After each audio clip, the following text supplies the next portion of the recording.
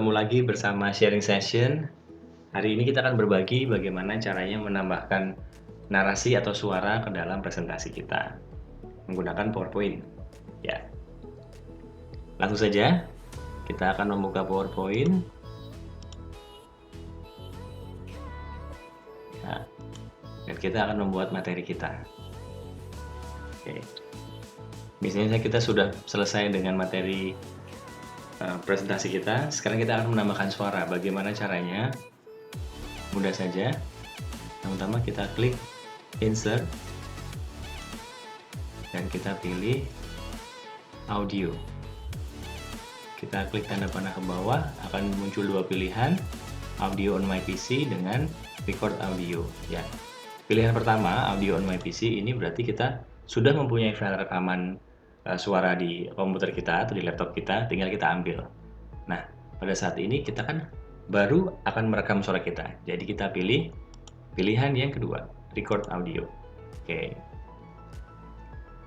ya langsung saja. Silahkan ketika mau diganti namanya, tidak ada masalah. Kalau kita sudah siap rekaman, kita tinggal klik tombol merah di sini. Ya, langsung saja kita akan rekaman. Halo, selamat pagi. Kali ini saya akan menjelaskan tipe-tipe gaya belajar. Ada berbagai macam gaya belajar. Silahkan didengarkan, diikuti, supaya kita tahu jenis gaya belajar yang tepat buat kita. Ya, jika sudah, tadi hanya percobaan, jika sudah kita oke-kan. Ya, oke. Akan muncul lambang suara di sini, volume. Nah, coba kita tes apakah suara kita sudah masuk. Halo, selamat pagi. Kali ini saya akan menjelaskan tipe-tipe gaya belajar. Ada berbagai macam gaya belajar. Silahkan didengarkan, diikuti, supaya kita tahu jenis gaya belajar yang tepat buat kita. Ya, berhasil. Berarti suara kita sudah masuk di dalamnya. Sudah ada di slide yang pertama ini. Ya, kemudian kita lanjut ke slide yang kedua. Oke. Kembali kita menuju insert. Kita pilih lambang volume. Kita pilih yang record audio. Ya, setelah siap, kita langsung record. Pengertian gaya belajar. Menurut Drummond, mendefinisikan gaya belajar sebagai an individual's preferred mode and desired conditions of learning. Maksudnya, gaya belajar dianggap sebagai cara belajar atau kondisi belajar yang disukai oleh pembelajar. Ketika sudah cukup, dipencet tombol kotak, yaitu di-OK-kan. Ya, sudah muncul lagi. Sekarang kita cek apakah sudah masuk suara kita. Pengertian gaya belajar. Menurut Drummond, mendefinisikan gaya belajar sebagai an individual's preferred mode and desired conditions of learning.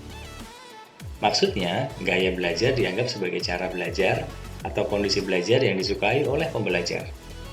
Ya, ternyata sudah berhasil. Kita lanjut ke slide yang ketiga.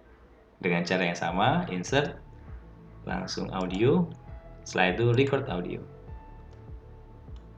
Ketika kita sudah siap, langsung pencet tombol recordingnya.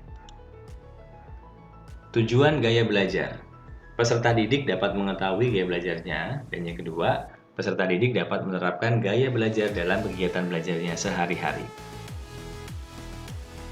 Ya, ketika sudah, kita pencet tombol kotak, terus kita OK-kan. Ya, kita tes sekali lagi. Tujuan gaya belajar.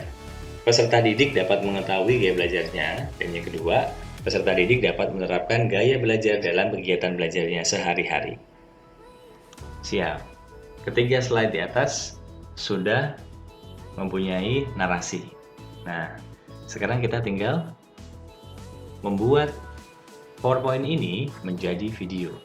Sehingga ketika kita mempresentasikannya, kita tinggal memulainya saja atau play saja, sehingga anak-anak atau mungkin orang audiens kita bisa mendengarnya tanpa perlu dengan kita harus berbicara di depan mereka. Jadi ketika di play akan langsung muncul suara kita tanpa perlu kita mempresentasikannya di depan audiens kita. Ya. Sebelum kita rubah presentasi ini menjadi video, kita akan menaruh gambar volume ini di luar materi presentasi kita. Karena nanti ketika dirubah menjadi video, ketika masih ada gambar volume di situ akan kelihatan, akan muncul. Jadi kita taruh di luar sini. Begitu pula yang lain. Ya, demikian. Oke, sekarang kita akan menuju ke proses merubah PowerPoint ini menjadi video dan ada suaranya. Caranya juga mudah, tinggal masuk ke menu File, lalu pilih menu Export, pilih yang Create Video. Selanjutnya, yang pertama adalah kita pilih jenis kualitas video kita. Ya, yang paling bagus adalah presentation quality, nomor 2-nya adalah internet quality, dan yang paling biasa adalah low quality. Saran saya sih kita pilih yang presentation quality karena kita akan menggunakan video ini untuk mempresentasikan materi kita. Jadi harusnya yang terbagus. Nah, yang kedua ada dua pilihan di sini. Ada don't use recorded timings and narration sama use recorded timings and narration. Tapi kita sesuaikan saja dengan bawaan dari PowerPoint-nya, kita pilih yang do not use recorded timings and narration karena nanti hasil videonya akan menyesuaikan atau panjang dari videonya akan menyesuaikan dengan suara rekaman yang tadi kita rekam di PowerPoint-nya. Ya. Selanjutnya kita langsung klik menu yang ini, create video. Kita klik, terus kita pilih di mana kita akan menyimpan file tersebut. Nah, kita berikan nama, misalnya presentasi. Setelah semua selesai, kita klik save. Panjang pendeknya durasi waktu pembuatan video ini tergantung dari sedikit banyaknya jumlah slide yang disiapkan oleh pemateri. Ya, ini sekarang sudah jadi. Mari kita tes apakah berhasil. Kita buka folder di mana kita menyimpan file video tersebut. Ini dia file videonya.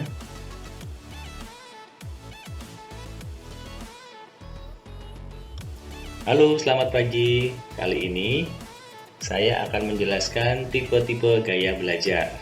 Ada berbagai macam gaya belajar. Silahkan didengarkan, diikuti, supaya kita tahu jenis gaya belajar yang tepat buat kita. Ya, ternyata sudah berhasil. Dan pergantian dari slide 1, slide 2, dan slide 3 menyesuaikan dari durasi suara yang diisikan ke dalam PowerPoint itu tadi. Jadi, misalnya semakin panjang kita berbicara atau semakin panjang kita mengisikan narasi ke dalam PowerPoint tersebut, juga akan semakin panjang durasi dari slide tersebut. Ya, demikian sharing session kali ini. Semoga banyak bermanfaat buat teman-teman semuanya. Jangan lupa senantiasa berbagi dan juga tetap semangat.